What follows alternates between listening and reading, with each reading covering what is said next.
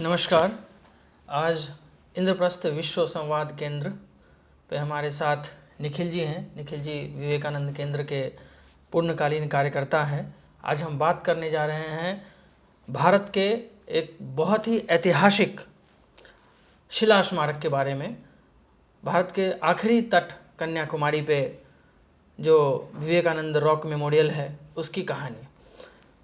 निखिल जी, इस कहानी को जानने से पहले जो इस कहानी के कहानीकार रहे हैं, आरएसएस के कद्दावर प्रचारक, काफ़ी ओजस्वी वक्ता और उनकी कार्यशैली जो आज भारत का हर व्यक्ति उसको जाने समझे और उस रास्ते पे चलने का प्रयास करता है, जिन लोगों ने भी पढ़ा है वो काफ़ी प्रभावित हुआ। उनके बारे में माननीय एकनाथ जी, उनके बारे में कुछ पहले बताइए संक्षिप्त में। आपने बड़ा सुंदर बात बताई। क्या दक्षिण भारत के आखिरी तट कन्याकुमारी में एक विशेष स्मारक बना, जिसको हम एक राष्ट्रीय स्मारक भी मानते हैं। वो क्यों मानते हैं, वो राष्ट्रीय स्मारक क्यों है, वो चर्चा में हम लोग बाद में आएंगे अपनी चर्चा में। लेकिन उसके पीछे चट्टान की तरह एक व्यक्ति खड़ा था, राष्ट्रीय स्वयंसेवक संघ के वरिष्ठ प्रचारक और बाद में जो विवेकानंद रॉक मेमोरियल और विवेकानंद केंद्र के संस्थापक भी रहे, माननीय एकनाथ रानडे जी की आप बात कर रहे हैं। जी बिल्कुल। माननीय एकनाथ रानडे जी का जन्म नवंबर 1914 महाराष्ट्र के अमरावती जिला के एक छोटे से गांव टिमटाला में हुआ था। और बाल्यकाल से ही वो संघ की शाखाओं से जुड़ गए थे। 1925 में संघ का स्थापना हुई और उसके 1926 के कालखंड में ही, शुरुआती दौर में ही वो संघ से जुड़ गए थे। डॉक्टर हेडगेवार के भी संपर्क में वो रहे और बाद में परम पूजनीय गुरुजी गोलवलकर जी के संपर्क में भी आके उन्होंने संघ के कार्य को आगे बढ़ाया। संघ के अलग अलग दायित्वों में रहे वो, पहले महाराष्ट्र के दायित्व में, उसके बाद महाकौशल प्रांत के प्रांत प्रचारक का दायित्व भी रहा। वस्तुहारा समिति का भी काम उन्होंने देखा।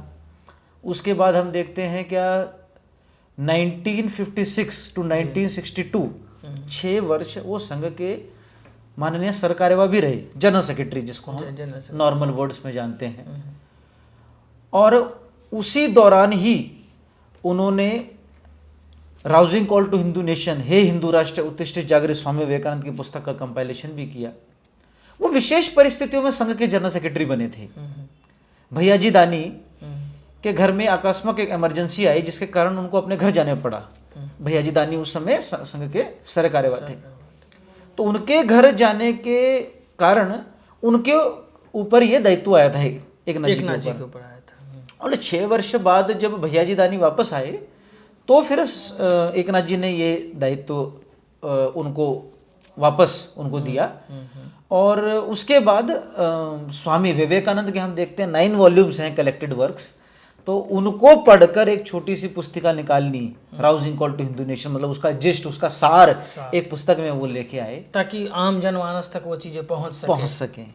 तो और उसी दौरान स्वामी विवेकानंद का हम देखते हैं क्या 1863 में स्वामी विवेकानंद का जन्म हुआ और 1963 में 100th birth century Swami Vivekananda का 100वां जन्म दिवस उस समय आ रहा था।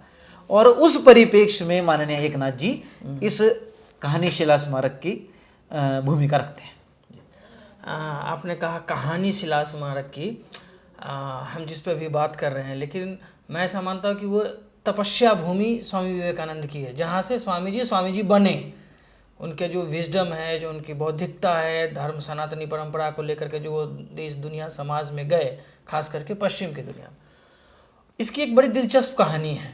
आपने भी जैसा कि एकनाथ जी के बारे में बताया, उस कहानी में, उस स्मारक के बनने में कितनी सारी बाधाएं थी, है ना। वो जो हमारा जो रॉक मेमोरियल है, जहाँ अभी आज के डेट में हम इसको विवेकानंद शिला स्मारक के नाम से जानते हैं, उस कहानी का जो वो जो उसकी बनने की जो कहानी है वो किन परिस्थितियों में हुई, उसको बताइए। और काफ़ी व्याख्यात्मक ढंग से, एकदम डिटेल में, कि क्या क्या किस किस तरीके से कैसे हुआ। शुरुआत तो हम, आपने बड़ी सुंदर बात कही, क्या वो स्मारक जहाँ स्वामी विवेकानंद की भी वो शिला, स्मारक तो बाद में बना, वो शिला जो स्वामी विवेकानंद की तपस्या भूमि रही, स्वामी विवेकानंद का 1863 में जन्म हुआ जी जी। और 1887 में वो एक परिव्राजक सन्यासी के तौर पर, जिसके हाथ में पैसा नहीं होगा, एक घुमंतु सन्यासी। अच्छा, परिव्राजक सन्यासी क्या होता है? परिव्राजक सन्यासी मतलब जो अपने साथ सामान लेके नहीं चलेगा जी, जो धन लेके नहीं चलेगा जी, जो अपने साथ जो मिली हुई भिक्षा है उसको इकट्ठा करके नहीं चलेगा, जी, जो जिस परिस्थिति में उठेगा, जिस दिशा में उठेगा उसी दिशा में चल पड़ेगा, वो परिव्राजक सन्यासी। तो स्वामी विवेकानंद पूरे भारत का भ्रमण करते हुए, पूरे भारत में आप देखें तो वो कलकत्ता से चले काशी, बिहार के बाद पूरे उत्तर प्रदेश का प्रवास, उत्तर प्रदेश के बाद वो उत्तराखंड गए, उत्तराखंड दिल्ली होते हुए राजस्थान होते हुए गुजरात से मध्य प्रदेश के खंडवा में जाते हुए, और फिर महाराष्ट्र से कर्नाटक से केरला, और केरला के बाद दक्षिण भारत के आखिरी तट कन्याकुमारी वो पहुंचते हैं। कन्याकुमारी बड़े विशेष है, माता कन्याकुमारी का वहाँ पर मंदिर है। और स्वामी विवेकानंद 5 वर्ष तक भारत को पूर्णतः देखने के बाद उनके सामने भारत का एक स्पष्ट चित्र उनके सामने दिखने लगा, और भारत को उन्होंने पैर पैर जाना। गरीबों के साथ भी रहे, अमीरों के साथ भी रहे, राजाओं के घर में भी रहे, नीचे रोड पर भी उनको रहना पड़ा। समाज के हर वर्ग को उन्होंने अच्छे से प्रत्यक्ष तौर पर छुआ। उसके बाद स्वामी विवेकानंद भारत का चिंतन करते हैं, क्या एक वैभवशाली भारत जो वर्ष दर वर्ष जो ग्रो हो रहा था, वो क्या हो सकता है? क्या आज हम देख रहे हैं कि ऐसी स्थिति हो गई है कि उसने अपना आत्मसम्मान, आत्मगौरव, सेल्फ प्राइड, सेल्फ डिग्निटी वो लगभग समाप्त हो गया है। क्योंकि आप भी जानते हैं क्या, 1 करोड़ से ज्यादा ब्रिटिशर्स कभी भारत में रहे नहीं, वो मैक्सिमम नंबर था, और वो लोग 30 करोड़ भारतीयों के ऊपर राज कर रहे हैं, इतनी छोटी पॉपुलेशन। तो कहीं ना कहीं इसके पीछे कोई ना कोई रोचक मुद्दा तो है, कोई पक्की जड़ हैं जिनको स्वामी विवेकानंद ने पहचाना, और उसके ऊपर स्वामी विवेकानंद ने चिंतन किया। अब ये बड़ा विशेष है, क्या मेडिटेशन तो व्यक्तिगत मेडिटेशन करता है, ध्यान कहते हैं, हम कहते हैं कि Swami Vivekananda meditated on the rock on 25th, 26th, 27th of December, 25, 26, 27 दिसंबर 1892 को स्वामी विवेकानंद ने उस शिला के ऊपर ध्यान किया, साधना किया। तो ध्यान तो व्यक्तिगत होता है, लेकिन ये इतना सेलिब्रेटेड ध्यान इसलिए बन पाया, हम इस पे चर्चा इसलिए कर रहे हैं क्योंकि वो ध्यान व्यक्तिगत ना होते हुए वो राष्ट्र के पुनरुत्थान के ऊपर ध्यान था, भारत के भूत, वर्तमान और भविष्य के ऊपर वो ध्यान था। और फिर स्वामी विवेकानंद बाद में अपने गुरु भाई श्री रामकृष्ण नंद को एक पत्र में भी लिखते हैं कि while sitting on the last rock of India I hit upon A plan, क्या भारत की आखिरी शिलाखंड पर बैठकर मेरे मन में एक विचार आया, और वो विचार वही था, क्या उत्तिष्ठित जागृत प्राप्य वरा निबोधित, arise awake and stop not till the goal is reached. और वो गोल वही था, क्या भारत को पुनः अपना जो परम वैभव, जो गौरवान्वित इतिहास है उससे स्पष्ट करते हुए एक आगे की राह भारत तय करे।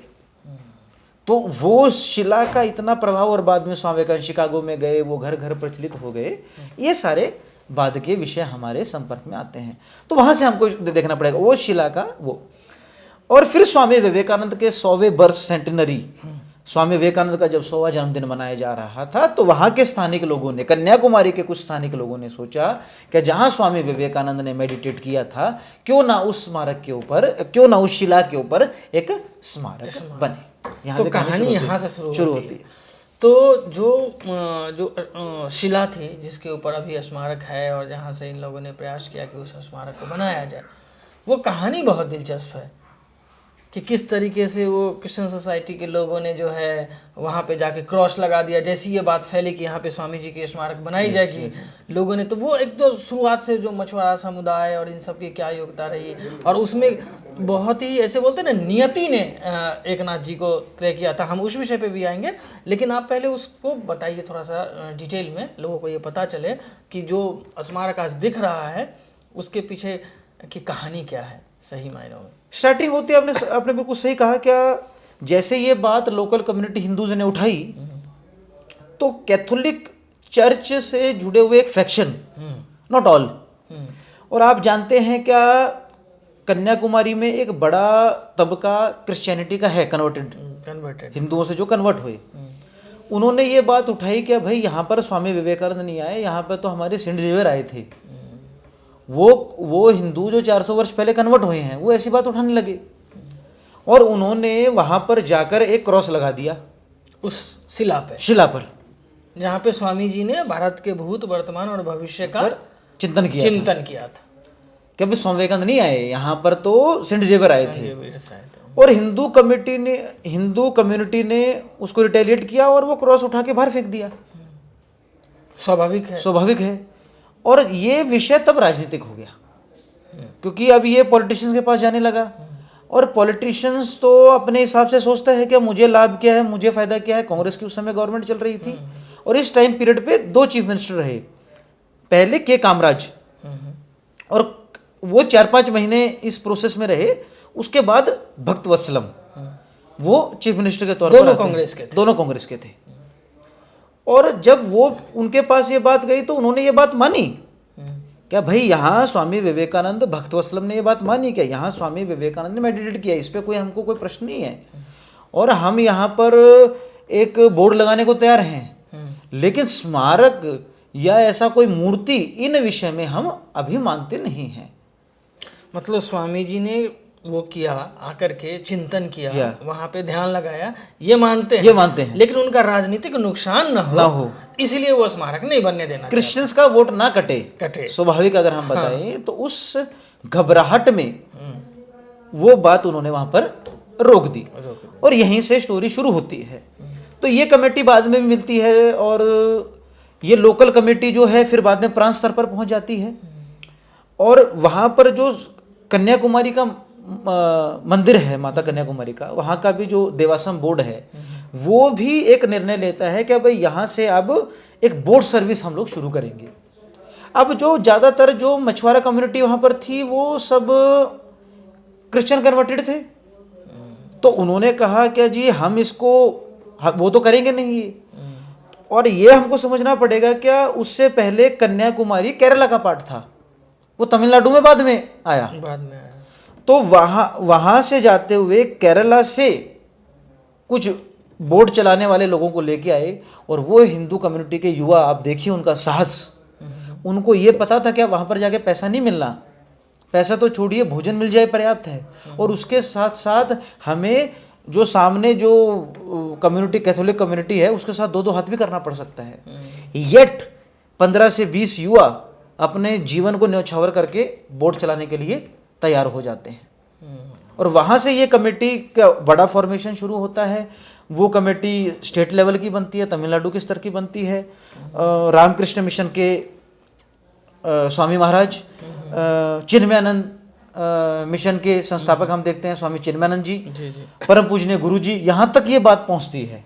और जब इनके पास ये बात पहुँचती है तब पहली डोनेशन इस मेमोरियल के लिए स्वामी चिन्मयानंद जी देते हैं। जहां तक अभी मेमोरियल का क्या होगा, कैसे होगा, तय नहीं है।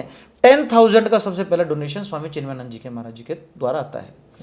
अब कहानी शुरू, अब एकनाथ जी पिक्चर में आते हैं। एकनाथ जी पिक्चर में ऐसे आते हैं क्या, क्योंकि अब मामला पूरा पॉलिटिकल हो चुका है, स्मारक बनेगा या नहीं बनेगा ये पता नहीं है। स्वामी विवेकानंद का बर्थ सेंटेनरी पास आ गया है, क्योंकि वो डेट चली गई तो कौन इसको अप्रूव करेगा, तो वहां के लोकल फिर सारे लोग परम पूजनीय गुरु जी, राष्ट्रीय स्वयंसेवक संघ के द्वितीय सरसंघचालक परम पूज्य गुरु गोलवलकर जी के पास जाते हैं और उनको आग्रह करते हैं कि आप एकनाथ रानडे जी, माननीय एक रानडे जी जो इस स्मारक को बाद में बनाते हैं, आप इसको इस कार्य के लिए भेजिए। और एकनाथ जी लिखते हैं कि मैं वहाँ से निकल रहा था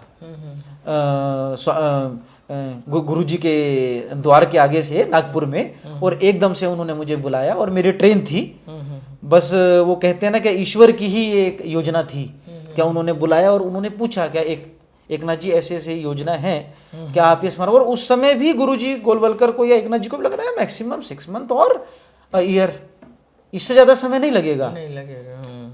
तो एकनाथ जी परम पूजनीय गुरु जी को कहते हैं क्या मैं आपको अभी स्थिति देखने के बाद ही इस पे कमेंट कर पाऊंगा, और फिर वो स्थिति को देखते हैं और इस काम में उतर जाते हैं। तो उस समय ये जो बनी जो सिचुएशन बनी और मतलब नियति ने जो है इसमें एक नाथ जी को इन्वॉल्व कर दिया, तो उनका जो सबसे पहला सामना हुआ वो किस तरीके से हुआ मुख्यमंत्री के साथ?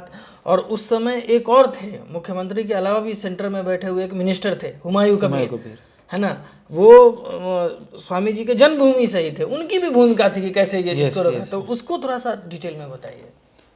दो लोगों को सबसे पहले टैकल करने की जरूरत थी। दो लोग विरोध में थे। पहले वहाँ के चीफ मिनिस्टर भक्त वत्सलम, उनसे एकनाथ जी जब मिलने जाते तो एकनाथ जी की एक तरह से आप जिसको कहेंगे क्या एक्सटॉर्शन होता था। एकनाथ जी वहाँ जाते और एकनाथ जी को बाहर बैठा दिया जाता था और मिलने के लिए अनुमति नहीं मिलती थी।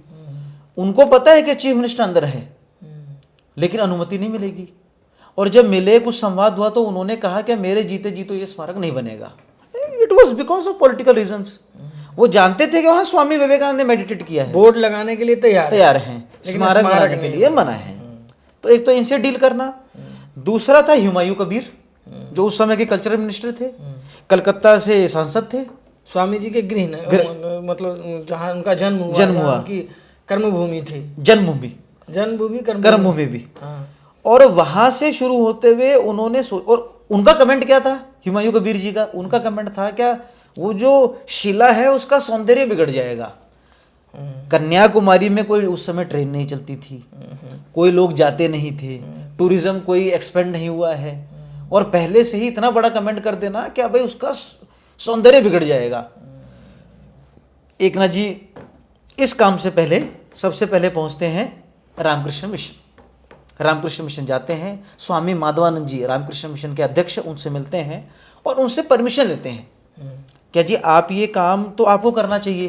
तो वो कहते हैं क्योंकि ये काम अब पॉलिटिकल हो गया है तो हम इसको हाथ में नहीं ले सकते, इस सन्यासी की कुछ लिमिटेशंस होती हैं, आप ये काम करिए, हम आपके साथ हैं चट्टान की तरह।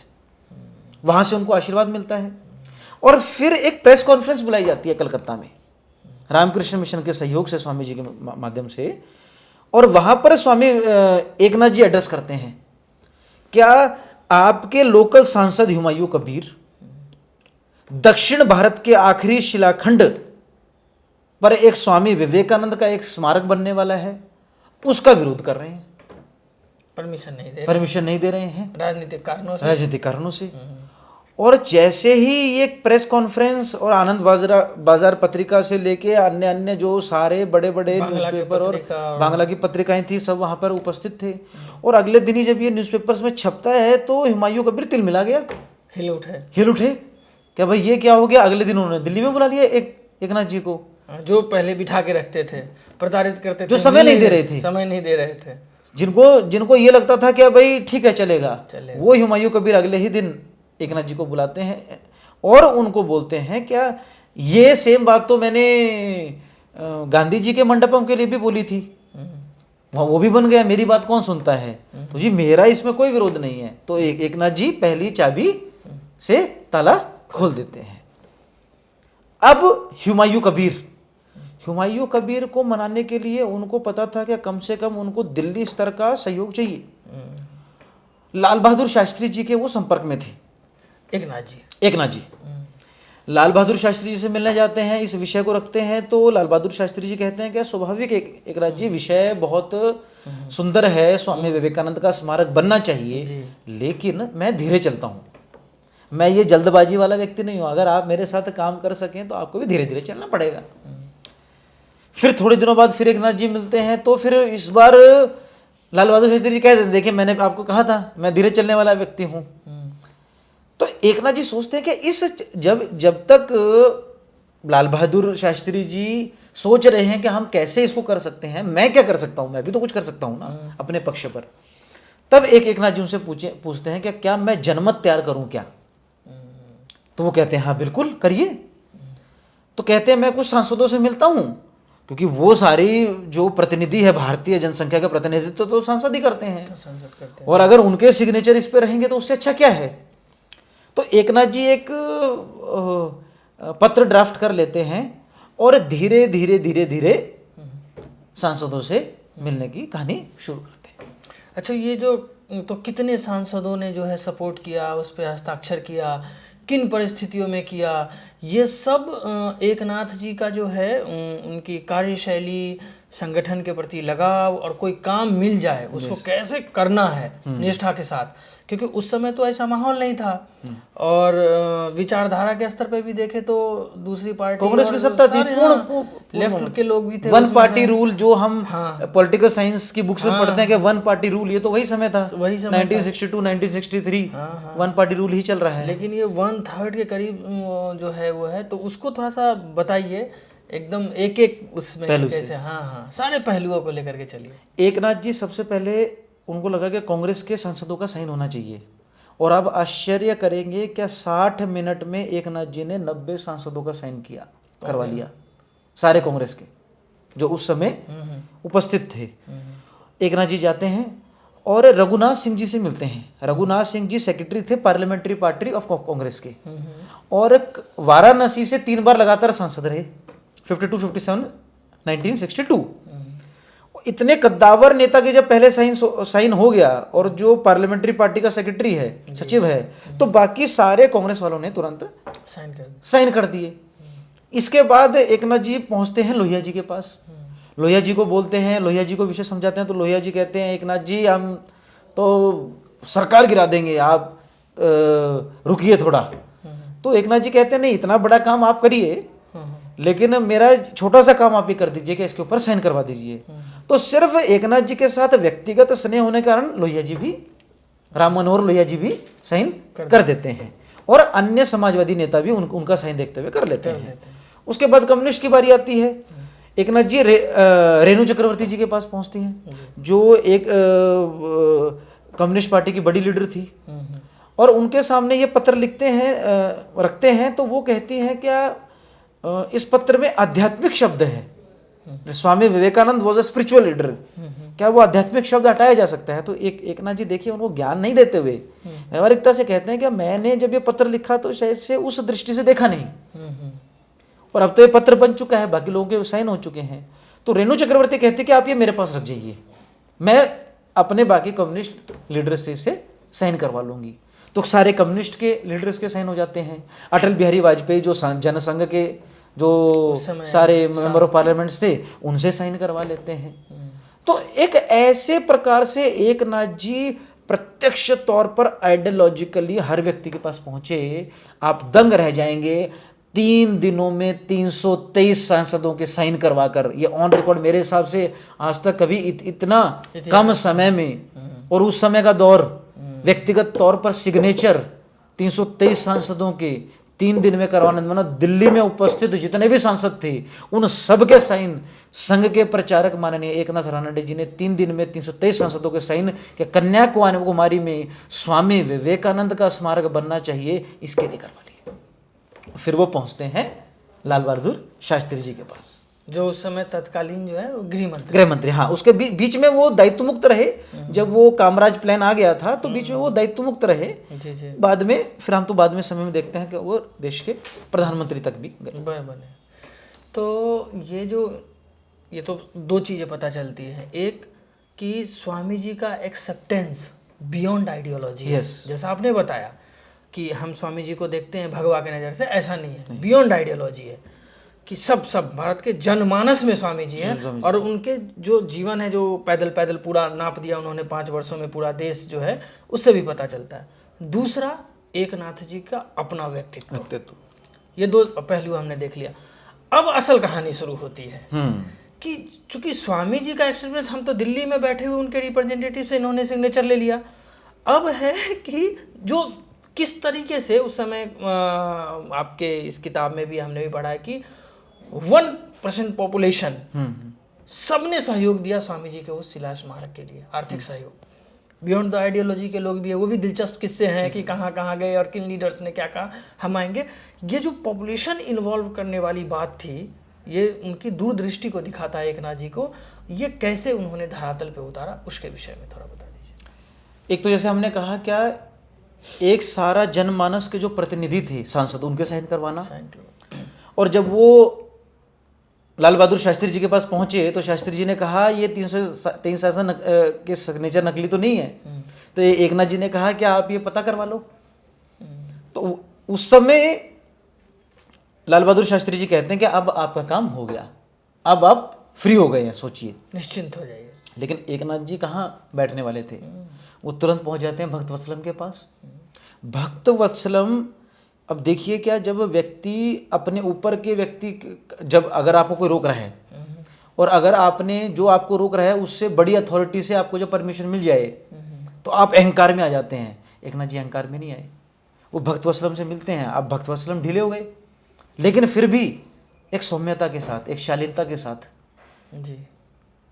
और जो व्यक्ति कल तक कह रहा था मेरे जीते जी स्मारक नहीं बनेगा, उसको आमादा करना, लेकिन शर्मसार नजरों से नहीं, एक स्नेह के साथ, एक प्रेम के साथ, एक वात्सल्य के साथ, क्योंकि जिनका काम करने जा रहे हैं वो खुद इस भारत भूमि के सभी संतानों से प्रेम करते हैं। यस यस, तो कहीं से कोई हे दृष्टि नहीं थी। और फिर यहाँ से बात बनती है कि ये स्मारक कितना बड़ा होना चाहिए। तो फिर ये डिबेट डिस्कशन शुरू होता है, 15 बाय 15 का बनेगा और ऐसे। एकनाथ जी ने बड़े चतुराई से इस चीज़ को भी समझा। और आप देखते हैं क्या, उस समय जब ये चीफ मिनिस्टर बने भक्तवत्सलम, तो सबसे पहले वो जाते हैं कांची कामाकोटी पीठ के शंकराचार्य चंद्रशेखर सरस्वती महाराज जी के पास, और ये जानकारी एकनाथ जी को पता था। तो एकनाथ, जब भक्तवत्सलम कह रहे थे कि छोटा स्मारक बनना चाहिए, छोटा सा एक बन जाए, लेकिन एकनाथ जी के तो पूरा मंडपम दिमाग में था। और एक विषय आप नहीं समझेंगे क्या, उस शिला पर समझिए क्या, माता कन्याकुमारी, माता पार्वती ने माता कन्याकुमारी के रूप में शिव जी की आराधना की थी। तो माँ उसी शिला पर जहाँ स्वामी जी ने ध्यान किया था। और स्वामी विवेकानंद भी उस पद चिन्ह को भी देखने हैं, वहां पे एक पद चिन्ह है माँ का, क्या वो एक पैर पे खड़ी हैं और शिव जी की आराधना कर रही हैं। तो माँ के ऊपर भी एक मंडपम हो, माँ के चिन्ह के ऊपर, क्योंकि स्वामी विवेकानंद भी माँ के ही अनुयायी हैं, तो तभी वो वहां गए। यस, तो शिष्य का तो स्मारक बने और माँ के पद चिन्ह के ऊपर कुछ ना हो, ऐसा तो सोच ही नहीं सकते। तो एकनाथ जी ने भक्तवत्सलम को बोला क्या स्मारक कैसा होना चाहिए, इसके बारे में चर्चा विमर्श होना चाहिए 6 लोगों से। तो काम शुरू होता है। वो 6 लोगों, कहते हैं कि कौन 6 लोग, एक भारत के प्रधानमंत्री पंडित नेहरू, दूसरा भारत के राष्ट्रपति राधाकृष्णन जी, तीसरा लाल बहादुर शास्त्री जी, चौथा अब हुमायूं कबीर जा चुके हैं MC छागला जो कल्चर मिनिस्ट्री बन गए हैं, पांचवा रामकृष्ण मिशन के अध्यक्ष स्वामी माधवानंद जी, और छठे कांची कामाकोटी पीठ के परमाचार्य स्वामी चंद्रशेखर सरस्वती जी।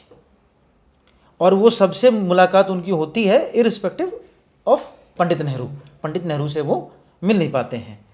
पंडित नेहरू का कुछ दिनों बाद देहांत भी हो जाता है। शास्त्री जी ने कहा था क्या, सीधा एक संघ प्रचारक के तौर पर अगर आप उनसे मिलेंगे तो पंडित नेहरू आपको समझ नहीं पाएंगे, मैं सही समय पे आपको लेके जाऊंगा, लेकिन वो मुलाकात फिर कभी हो नहीं पाई और पंडित नेहरू ने अपने शरीर बाद में छोड़ दिया था।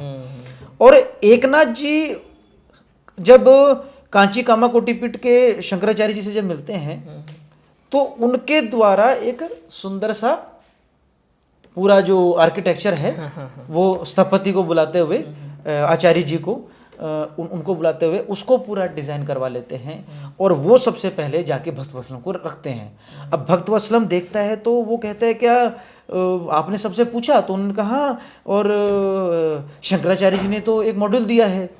तो वो सारे मॉड्यूल्स को देखते हुए सबसे पहले शंकराचार्य जी का मॉड्यूल देखते हैं, बोले दिखाओ दिखाओ वो मॉड्यूल दिखाओ। और वो मॉड्यूल जब देखते हैं तो कहते हैं हाँ हाँ इसको डन करिए। अब वो जो 15 बाय 15 पे मना हो रहा था, फिर बाद में थोड़ा और बढ़ा, अल्टीमेटली 56.5 इंटू 180 वहां तक विषय पहुंच गया और उसको एक्सेप्टेंस मिलता है। अब परमिशन मिल गई है, स्मारक कैसा बनना है उसकी एक रूपरेखा तैयार हो गई है। अब चैलेंज आता है पैसे का, और बनेगा कैसे, पैसे इकट्ठे कैसे करें। तो मैंने जैसा कहा कि अभी आपने बताया कि इतनी सारी बाधाओं करते के बाद वो बाधाएं दूर भी होती चली गई, क्योंकि ये भी कहाँ रुकने वाले थे, एकनाथ जी भी एक के बाद वो। अच्छा, और मुझे लगता है कि इतिहास में, भारत के इतिहास में वो पहले ऐसे पुरुष है जो खुद को होमवर्क दिया करते थे। 323 सांसद के 23 के एमपीज के सिग्नेचर के बाद तो कोई भी आदमी, और खुद होम मिनिस्टर कह रहे कि आप बैठ जाइए, लेकिन वो अगले काम पे चल पड़े कि वक्त जैसा आपने बताया। अब है कि फंड तो चाहिए बनाने के लिए। अब उस समय फंड तो आपको पता है कि भारत की जो स्थिति थी वो क्या थी, आम जनमानस के पास वो उस हिसाब से था नहीं कि सहयोग कर सकता था। तो इसमें दो लोग थे, एक तो कॉरपोरेट घराना जैसे बिरला वगैरह थे उस समय, उनका क्या रोल रहा। दूसरा कि नेता थे, तो या तो कांग्रेस के थे या लेफ्ट के थे। तो उसमें लेफ्ट में जैसे EMS नमूद्रिपाद थे केरल से, उसके बाद ज्योति बसु थे, उसके बाद जो अपने नागालैंड के चीफ मिनिस्टर थे, इन सब से जो अभी जो शेख अब्दुल्ला थे, जब सारे चीफ मिनिस्टर से जुड़े हुए, तो किस प्लानिंग के तहत उन्होंने चीफ मिनिस्टर्स को MPs के बाद सारे संपर्क करना शुरू किया, कैसे वो फंड लेकर के आए, और किस तरीके से इन सब के साथ उन्होंने जो है अपना व्यवहारिक दृष्टिकोण से बिठाते हुए और आज जो हम जहाँ तक पहुँचे वो किए। इसको आप थोड़ा सा काफ़ी डिटेल में बताइए, क्योंकि ये बहुत इस कहानी की जान ही यहाँ पे है। एक राज्य का कोई बहुत बड़ा ऐसा कोई स्मारक निर्माण करना, बहुत बड़ी बिल्डिंग्स निर्माण करना, ऐसा बहुत बड़ा कोई अनुभव था नहीं।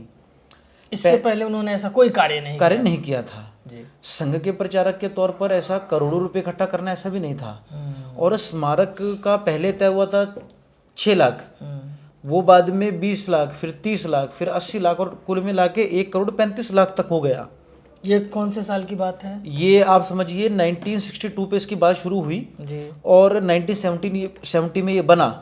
और आप समझ लीजिए कि 64 से ये बातें पैसे का ड्राइव बढ़ता चला शुरू हो गया। क्या वो पैसा चाहिए स्मारक के लिए। तो सबसे पहले एक डोनेशन, जिसको हम कहेंगे स्पिरिचुअल डोनेशन, तो मिल गई थी चिन्मयान मिशन के स्वामी चिन्मयानंद महाराज जी से 10,000 का।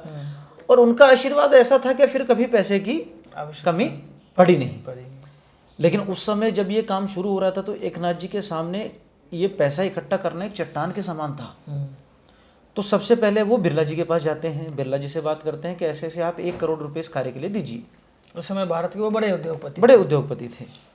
तो बिरला जी से जब बात करते हैं तो बिरला जी उनको कहते हैं, क्या एकनाथ जी ये स्मारक ऐसे नहीं बनते जो आप कह रहे हैं 4-5 सालों में बन जाएगा, ये तो पूरे जीवन, कई जीवनों की बात होती है, तब जाके एक स्मारक बनता है ऐसा कुछ। तो एकनाथ जी कहते हैं, क्या नहीं आप पैसे तो दीजिए, मैं आपको बना के दिखाऊंगा। तो वो कहते हैं, क्या मैं तो आपको 10,000 रुपये ही दे सकता हूं, लेकिन मेरे बड़े भाई कल आएंगे BM बिरला जी, उनसे आप बात करेंगे तो अगर वो निर्णय लेते हैं तो हम आगे की रकम दे सकते हैं। अगले दिन मिलते हैं तो एकनाथ जी कहते हैं उनको, क्या अगर आप 10,000 देंगे तो 10,000 से ऊपर की डोनेशन फिर मुझे कोई दूसरा व्यक्ति देगा नहीं, क्योंकि हर व्यक्ति कहेगा कि भैया बिरला 10,000 दे रहा है, तो हम बिरला से ऊपर तो नहीं है इस देश में, तो हम कैसे उससे ज़्यादा के पैसे दे सकें। तो एकनाथ जी वो बिरला जी कहते हैं, क्या एकनाथ जी आपको 30 लाख रुपए इकट्ठा करना है, जैसे मैंने कहा फर्स्ट टारगेट वो 30 लाख, आपको 30 लाख रुपए इकट्ठा करना है, तो आप 10 लाख रुपए इकट्ठा करके दिखा दीजिए। अगर आप 10 लाख इकट्ठा कर लेंगे तो हम आपको बाकी का पैसा दे देंगे। तो 50,000 अभी एकनाथ जी कहते हैं 50,000 आज दे दीजिए, 50,000 आप तब दीजिएगा जब 10 लाख रुपए इकट्ठा हो जाए। तो बिरला इस पे खुश हो गए कि हाँ ठीक है, हमको 50,000 तो और देना नहीं है, 50,000 में निपट रहे हैं, हम तो खुश हैं, वरना 1 लाख पे आप आड़े हुए हैं।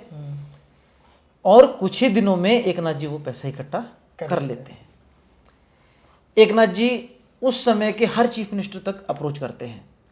वो हरियाणा पहुंचते हैं तो ताऊ देवीलाल हरियाणा के, हाँ वो काफी दिलचस्प किस्सा है, दिलचस्प उसके बारे में जरूर बताइए दर्शकों। हरियाणा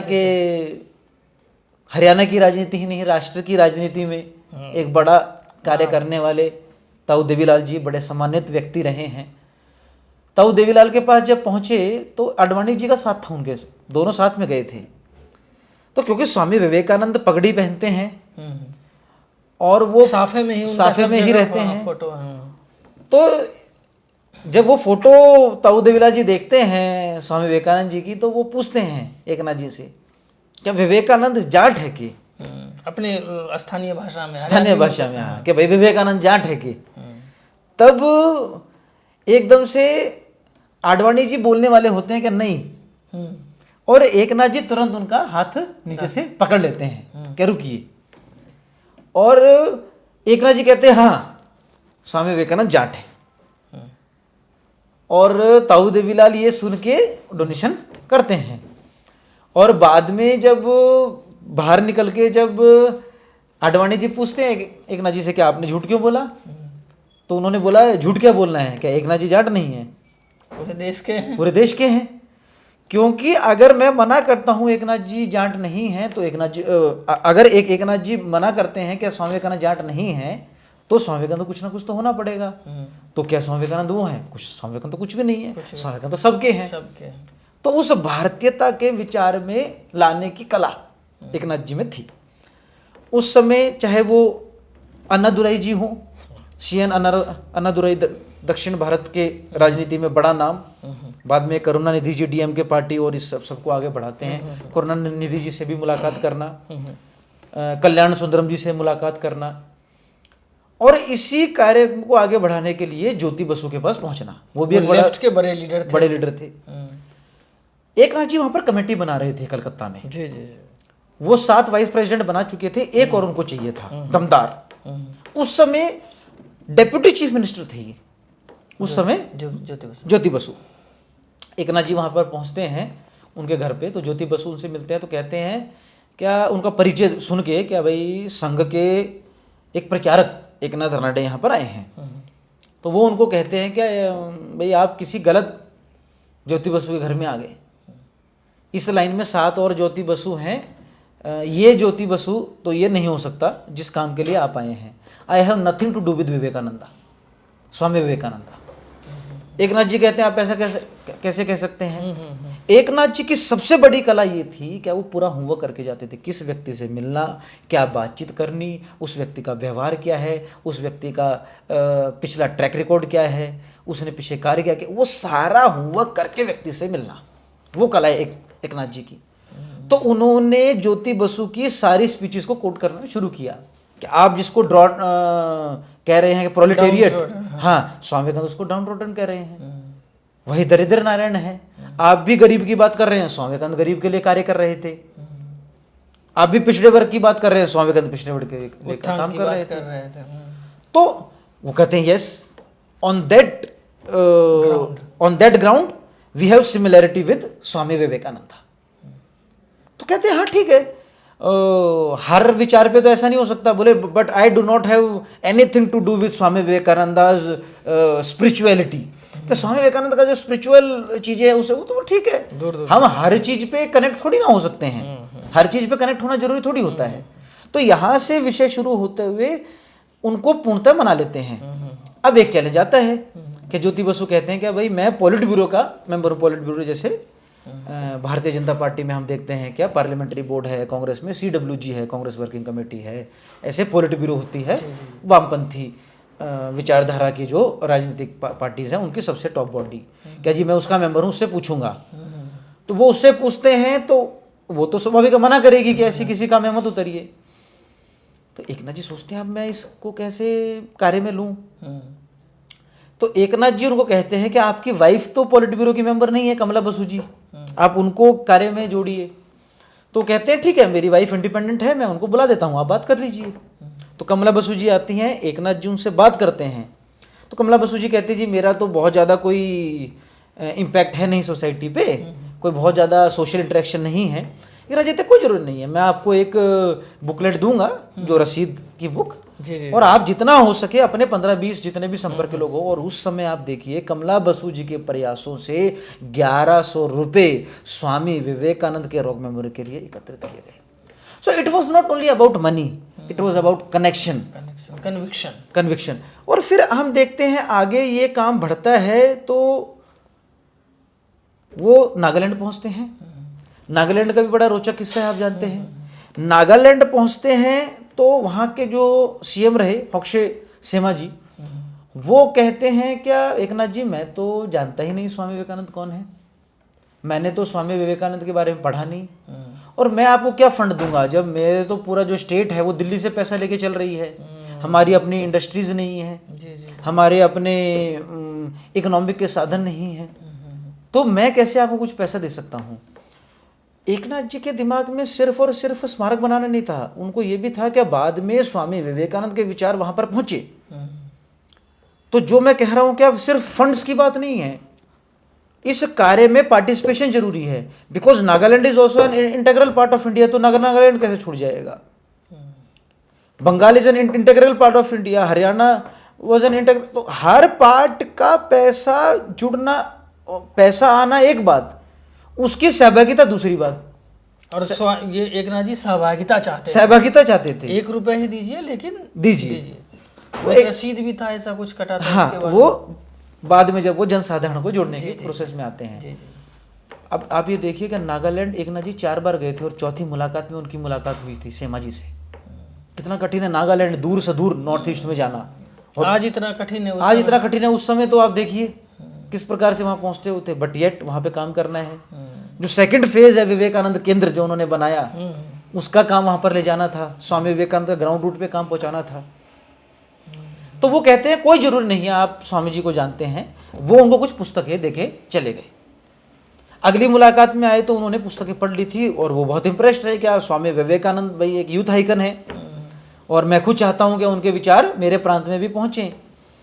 और ऐसा करते हुए 15,000 रुपीज का डोनेशन नागालैंड गवर्नमेंट करती है, और नागालैंड के लोग बाकी मिलते हुए चीफ मिनिस्टर उस कमेटी के हेड बनते हैं, एजुकेशन मिनिस्टर भी उस कमेटी के डेप्यूटी हेड बनते हैं, और वहाँ के लोगों ने 7,000 रुपये मतलब 22,000 रुपये उस समय इस कार्य के लिए नागालैंड से आते हैं। उसके बाद जैसे आपने कहा जम्मू कश्मीर में शेख अब्दुल्ला हों, तो पूरे देश भर से यूं संपर्क करते हुए पैसा एकत्रित करना। अब जो आपने दूसरी बात पूछी कि जनसाधारण को जोड़ना है, तो विशेष प्रयत्न से पैसा इकट्ठा हुआ। अब जनसाधारण को जोड़ना है तो 1 रुपये, 3 रुपये और 5 रुपये के टोकन बनाए गए शिला स्मारक के नाम से। उस पे स्वामी विवेकानंद के छोटे छोटे कोटेशंस, उनकी सेइंग्स वो डाली गई। क्या वो हम और उसमें राष्ट्रीय स्वयंसेवक संघ के, क्योंकि वो सरकारवार रहे, तो संघ के अन्य लोकल अधिकारियों को लेते हुए उन्होंने योजना बनाई, district wise state wise committees बनाई और पैसा एकत्रित किया। और आप दंग रह जाएंगे जान के, शायद से इतना पैसा कोई पुनः इकट्ठा या इतनी बड़ी जनसंख्या को कोई टच ना कर पाए, कभी नहीं कर पाएगा।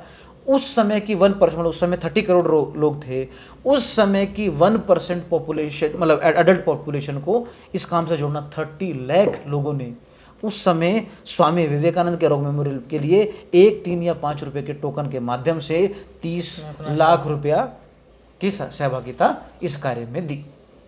तो एक विशेष लोगों से संपर्क करना, सबका संपर्क लेना, दूसरा बड़ी पॉपुलेशन को इस कार्य के साथ जोड़ना, तो इसको सही मायने में एक राष्ट्रीय स्मारक बनाना ये कार्य एकनाथ जी ने किया। जी, तो ये तो हो गया कि उस तरीके से बनता। अब एकनाथ जी के हम व्यक्तित्व पे आते हैं थोड़ा सा दूसरा पहलू, कि जैसे उनका शास्त्री जी के साथ अच्छा संबंध था, ज्योति बसु की आपने बताई, लोहिया जी के साथ।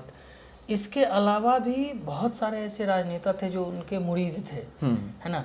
जब वो स्मारक बनता है तो इंदिरा गांधी को कैसे वो लेकर के आते हैं, तो इन सब विषयों पे जो है, क्योंकि उनका व्यक्तित्व ही था जो आज हम शिला स्मारक जिस रूप में देख रहे हैं। और राष्ट्रीय अंतर्राष्ट्रीय जिस भी स्तर पे लोग आते हैं तो वो सब जाते हैं, तो आते विवेकानंद का दर्शन करने हैं, माँ कन्याकुमारी, माता कन्याकुमारी का दर्शन करने, और वहाँ से वो एक और आदमी साथ में लेकर के जाते हैं अपने याद, वो है एकनाथ जी। तो उनके व्यक्तित्व के बारे में कि इन सारे नेताओं के साथ, वरिष्ठ कार्यकर्ताओं के साथ, चूँकि वो संघ परिवार से आते थे, तो वहाँ पे उनका किस तरीके से था, गुरुजी के साथ उनका कैसा संबंध था, तो इनको थोड़ा सा विषय जो है आप थोड़ा सा वो करके बताइए। परम पूजनीय गुरुजी के तो 5 प्यारों में से वो एक थे, 5 प्यारे। 5 प्यारे। तो ऐसा कहा जाता था क्या, एकनाथ जी को अगर कहेंगे क्या भाई कुतुब मीनार भी उठा के ले आओ दिल्ली से, तो वो भी उठा लाएंगे। मतलब इतना, मतलब उनके स्टेबिलिटी उस कार्यकर्ता की, इतना दृढ़ विश्वास उस कार्यकर्ता के ऊपर, और उस कार्यकर्ता का व्यक्तिगत परिश्रम। तीनों। मतलब आप ये कह रहे हैं कि संघ परिवार में ये बोलचाल में थी कि गुरुजी अगर उनको कह दे कि दिल्ली से कुतुब मीनार लेके आओ तो एकनाथ जी ले आएंगे उठा के। Everything is possible, nothing is impossible for Eknath Ranade, ऐसा उनका व्यक्तित्व। ऐसा पूरे संघ परिवार में ये बात जो है सबके को मालूम था कि ऐसा है। और जब ये काम वो करने लगे तो उनको अलग अलग आइडियोलॉजीज से काम लेना था जी। और एक बार ये विषय जैसे आपने पूछा तो एक बार कांग्रेस के एक बड़े नेता ने उनसे पूछ लिया कि व्हाट स्वामी विवेकानंद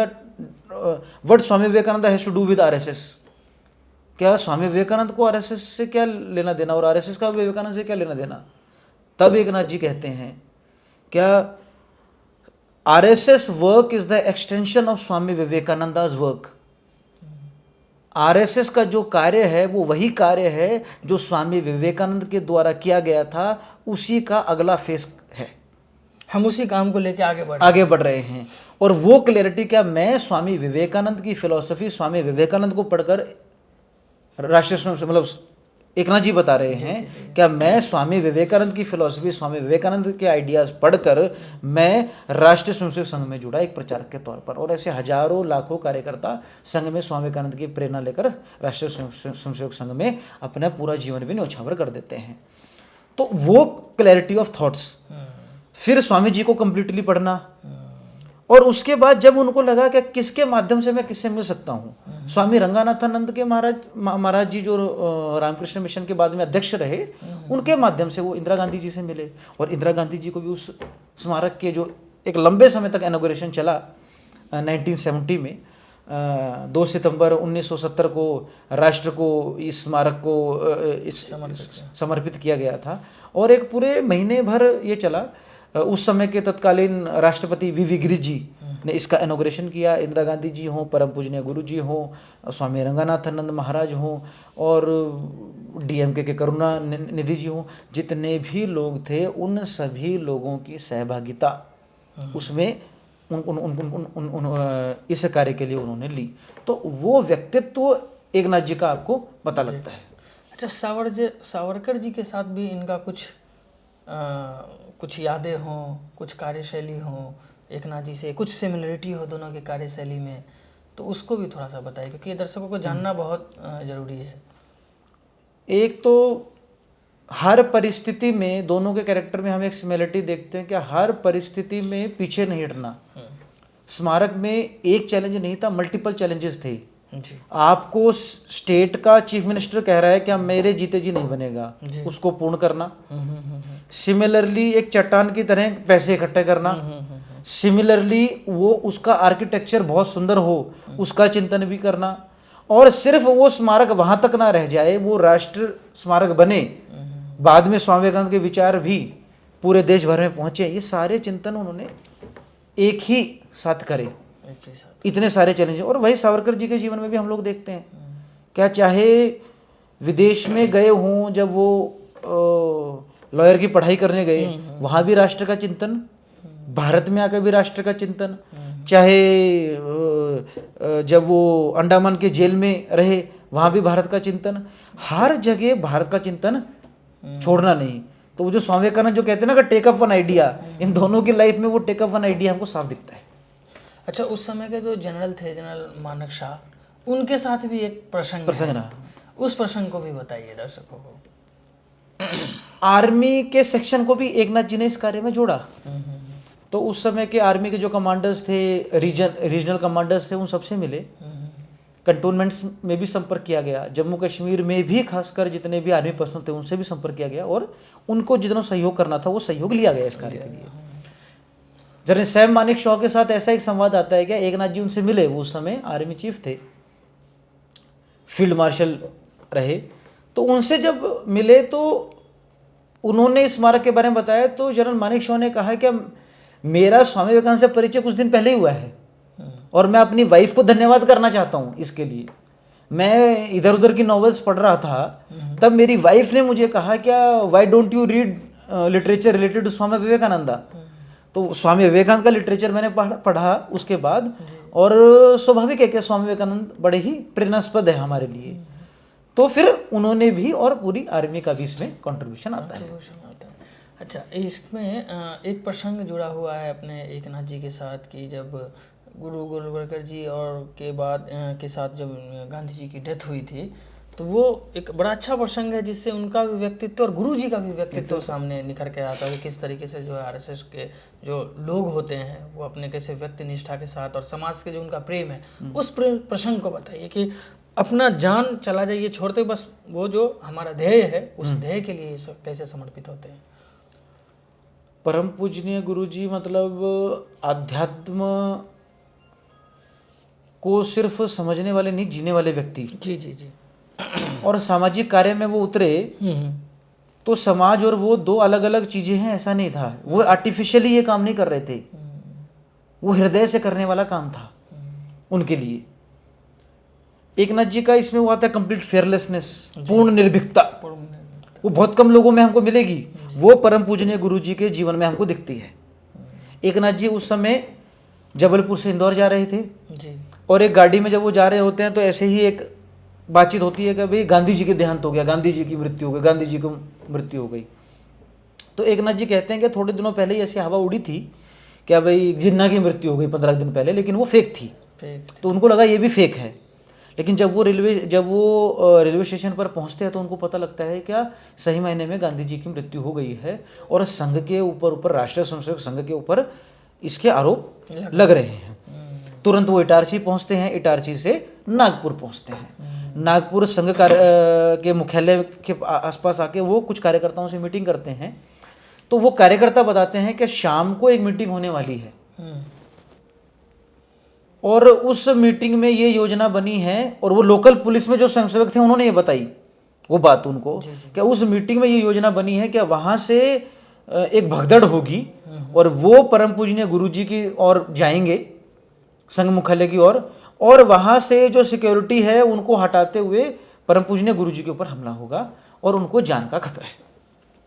अब वो तो एकनाथ जी तो परम पूजनीय गुरु जी के हनुमान थे, उन्होंने तो वहां पर गए और परम पूजनीय गुरु जी को सिक्योरिटी को लांघते हुए दूसरे घरों से पहुंचते हुए ऊपर से पहुंच जाते हैं। शाम का समय था और परम पूजनीय गुरु जी को सारी बातों से अवगत करवाते हैं कि ऐसे ऐसे एक गैदरिंग होने वाली है, एक सभा होने वाली है, उसका आयोजन होने वाला है और उसके बाद आपके ऊपर हमले की योजना हुई है।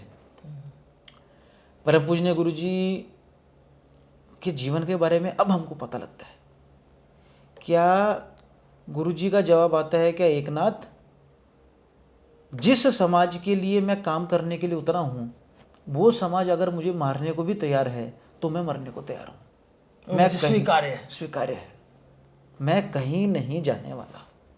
ये समाज के प्रति समर्पण उनका कि जी समाज के लिए रहे हैं तो अगर समाज मार देना चाहता है तो ठीक है, ये स्वीकृति, क्योंकि आपने तय किया है ना। अब कोई ड्युअलिटी नहीं दिखती ना लाइफ में। ये कंप्लीट फियरलेसनेस, ये निर्भीकता, ये कन्विक्शन, ये नॉन ड्युअलिटी, ये जब आपको वहां पर दिखती है उनकी लाइफ में, जो सोचते हैं जो बोलते हैं वही करते हैं चरित्र में और कार्य में कहीं से मनसा वाचा कर्म एक है। वो परम पूजनीय गुरु जी के जीवन में इस प्रत्यक्ष अनुभव से हमको पता लगता है। ये कोई कहानियां नहीं है, ये प्रत्यक्ष घटनाएं हैं। ये कोई बनी बनाई कहानी थोड़ी, प्रत्यक्ष घटनाएं हैं। वहां पर टिके रहे और उन्होंने एकनाथ जी को बोला क्या एकनाथ तुम यहाँ से चले जाओ। तो एकनाथ जाने को तैयार नहीं। तो उनको कहते हुए ये सारा विचार बताते हुए क्या अगर समाज मेरे खिलाफ कुछ करना चाहता है मैं उसके लिए तैयार हूँ और अब मेरे संध्या का समय होने वाला है, मुझे संध्या करने दो, तुम भी जाओ। तो ये भरसक प्रयास हमको दिखता है। ऐसे ही थोड़ी ना हम देखते हैं कि आज राष्ट्रीय स्वयंसेवक संघ सिर्फ भारत ही नहीं क्या विश्व में एक सबसे बड़ा सामाजिक संगठन है।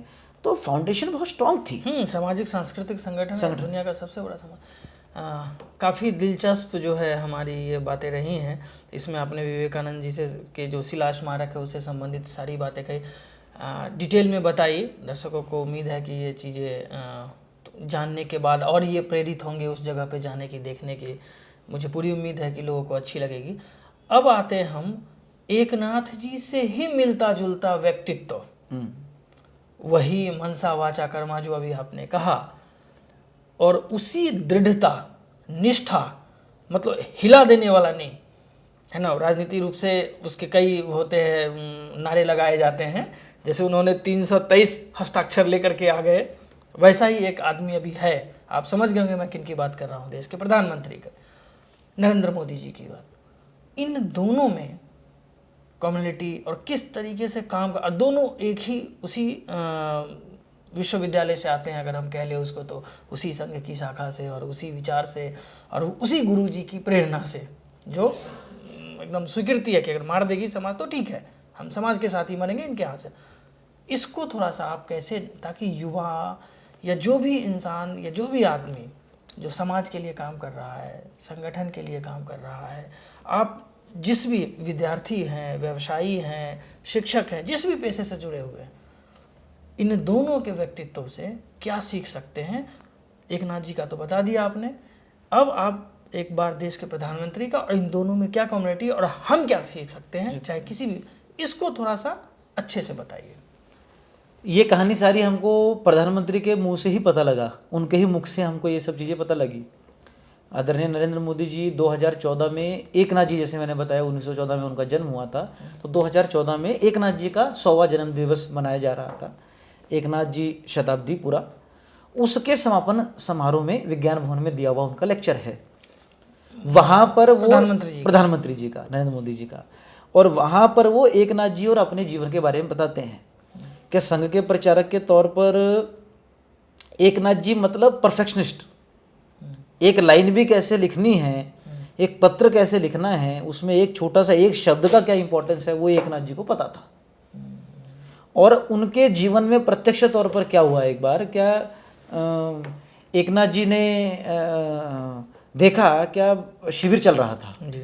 और उस समय नरेंद्र मोदी जी जिला प्रचारक ही थे जी।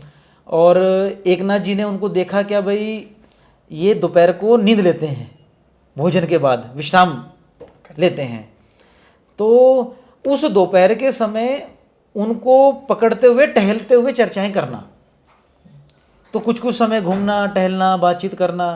और धीरे धीरे धीरे नरेंद्र मोदी जी को बाद में आभास हुआ, क्या एक नाथ जी तो मेरी जो दोपहर का जो मैं विश्राम करता था, उस विश्राम को एक नाथ जी ने समाप्त कर दिया। तो सिर्फ और सिर्फ शब्दों से नहीं, क्या भाई तुम ऐसा लेटते हो, ये गलत है या सही है, बल्कि उनको ऐसा बातचीत में लेते हुए पूरा ट्रांसफॉर्म कर देना। तो नरेंद्र मोदी जी ये कहते हैं, क्या मेरा दोपहर का जो मैं रेस्ट करता था, अगर वो जीवन में समाप्त किसी ने किया तो उसका क्रेडिट जाता है एक नाथ जी को। अगर परफेक्शन संगठन में कहीं से आती है तो उसका एक स्तंभ हम देखते हैं एक नाथ जी के। और अगर एक नाथ जी शिविर में आए हुए हैं तो एक नाथ जी के कक्ष के आगे से कोई निकलेगा नहीं, कोई भी स्वयंसेवक। क्या भाई एक नाथ जी ने किसी को भी पकड़ा और काम दे देंगे तुरंत, और एक नाथ जी जब काम दे देंगे तो फिर वो उसका रिजल्ट भी परफेक्शन से चाहिए। तो ऐसा उनके जीवन में हम लोग प्रभाव देखते हैं कि वो प्रत्यक्ष तौर पर मिलना हुआ, काफ़ी संवाद हुआ, और फिर वो चरित्र के गुण नरेंद्र मोदी जी में भी आते हैं। मतलब संगति से किस तरीके से जो है गुण आता है, उसका जो प्रत्यक्ष प्रमाण है वो हमारे देश के प्रधानमंत्री है कि वो किस तरीके से हमने, वो विज्ञान भवन में जो उन्होंने स्पीच है वो बिल्कुल सुनने लायक है। वो अपने सारे अनुभव उसमें बताते हैं। उन्होंने एक नाथ जी के साथ जिन्हों उनकी जो एक प्रचारक जीवन से लेकर के उन्होंने सारी चीज़ें देखी। बहुत बहुत धन्यवाद आपका आज की इस चर्चा के लिए। नमस्कार।